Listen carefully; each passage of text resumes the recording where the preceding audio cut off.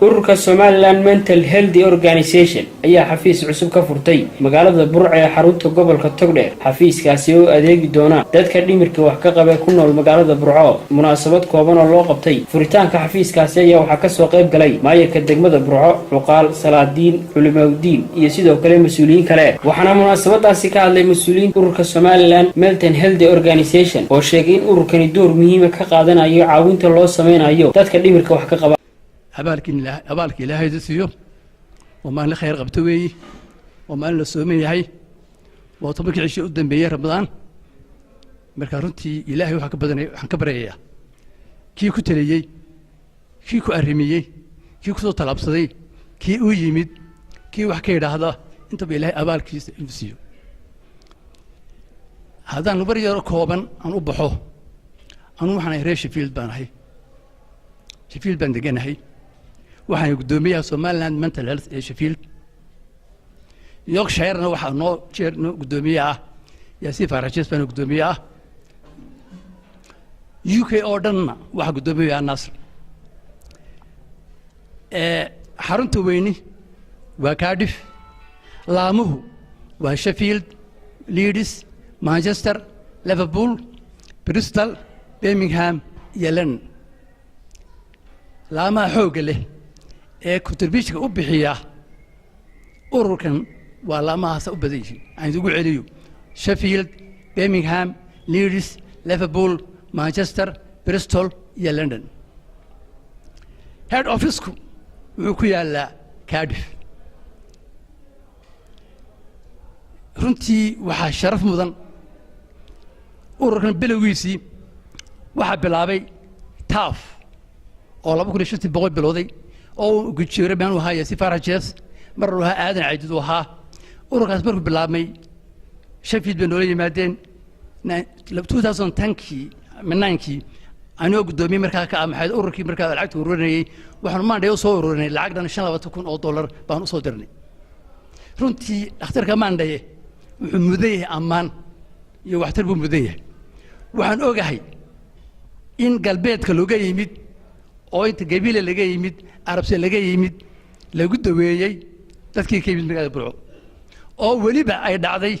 dawadii Burco in loogu diri jiray arabsiyo 6 bilood mar loogu diri jiray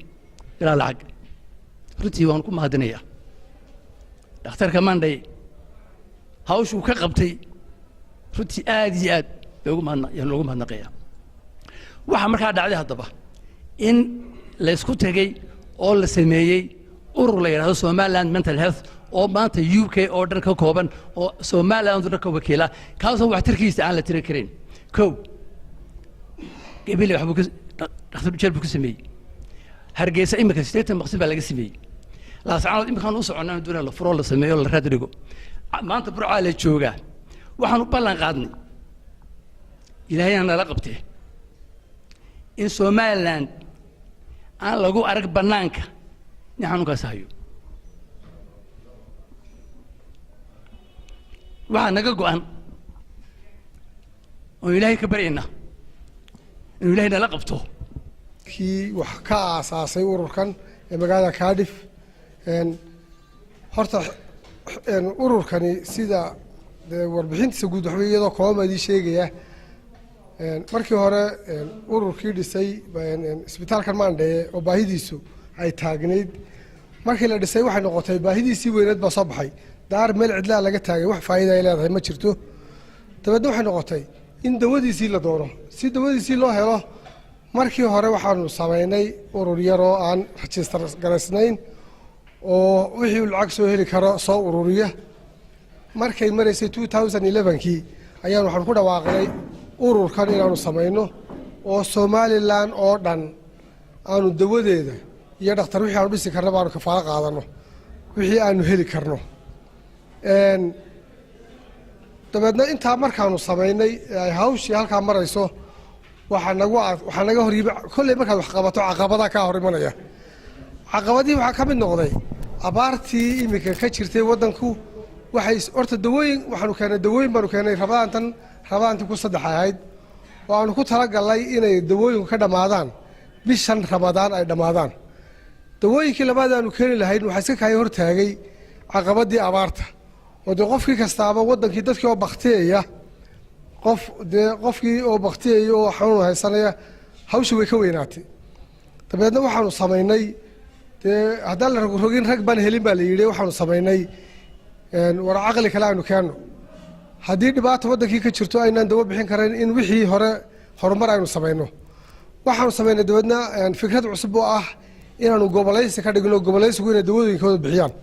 bal Somaliland mental health iyo si ay uga shaqayso Somaliland gudaheeda horta ururkani marka koowaad wuxuu ka aasaasmay markii dad khayr qabayaala oo inaga mid ah ay arkeen xaaladda cakiran ay ku sugan yihiin qaar ka mid ah walaalaheena oo Ilaahay xuskoodii ka qaaday 2011 ay si rasmi ah looga bilaabay Somaliland mental health support organization wuxuu ka aasaasmay xaaladda cakiran dadka dhimirka la nool ay markuu arkay ay ku sugan yihiin waxaan aad arkaysaa dadka la nool xanuunka dhimirku in Somaliland ay yihiin dabaqada ugu hooseysa inay ku nool yihiin iyagoo walaalaheen la inagu imtixaanayo maaragtaanay Ilaahay inagu eegayo aqligoodii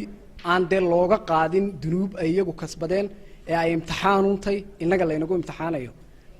waxaad aad u xasuusanaysaa markaad Somaliland markaanu ku dhex jirna hawlahan waxaanu aragnaa mashaakilaad fara badan oo dadkeena haysta qaar kamidi waa kuwa guryaha ku xidhan yihiin ku hoos cadilan yihiin qaar kamida suuqyada wareegayaan waxaynu u mahad celinaynaa walaalaha hay'adda Somaliland mental health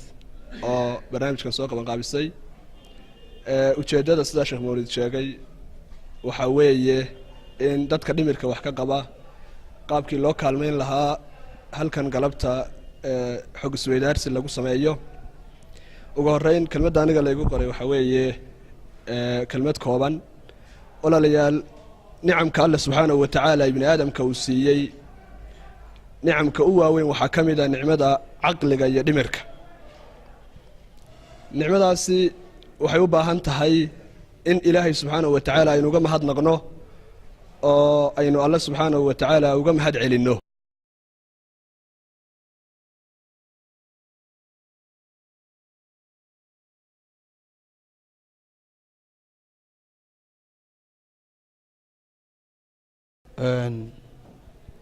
barnaamijkan mental health support organization xaqiiqatan waxaa la odhan karaa waa shaqo cidda u qumi kartaa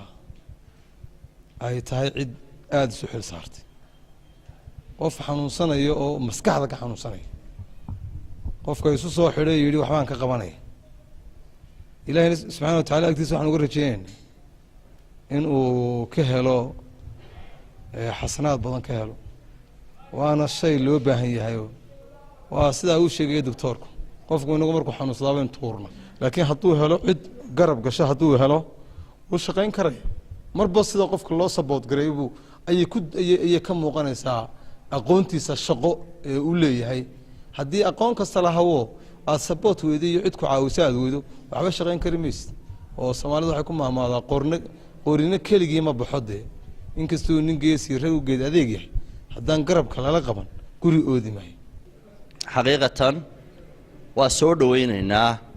oo anigu aad baan soo dhaweynayaa hawshan ay wadaan ururkan samafalayaasha ah isxilqaamay iskooda isu xilqaamay waa soo dhaweynaynaa waana xaqiiqatan meel ay dadkeena ama bulshadeenna oo dhami tabayso dadkaasu dhibaatada ay qabaan dadka dhimirka ka xanuunsanaya dhinacna waxaan gacmo wada shir wax ku gooyaan haddaynaan isu tegin oo u midoobin waxay noo soconaya ma jiro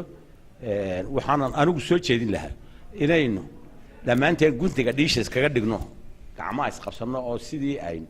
dadka xiskooda waxyeelada u gaadhay ama dhimirka wax uga dhiman in gacan loo siin sidii gacan loo siin lahaa waana fikrad wanaagsan baad wadataa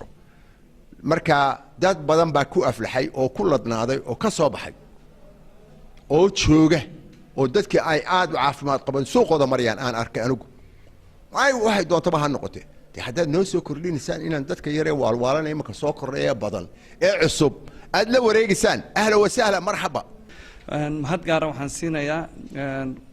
kooxdan Somaliland Mental Health Support Organization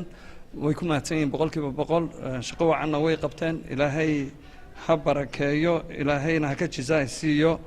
camalkaa wanaagsan ay qabteen gabagabadii waxaa halkaasi xadhigga lagaga jaray xafiiskan cusub ee ururkani ku yeelan doona magaalada Burco Khaliil Barra Uraan Burco Online magaalada Burco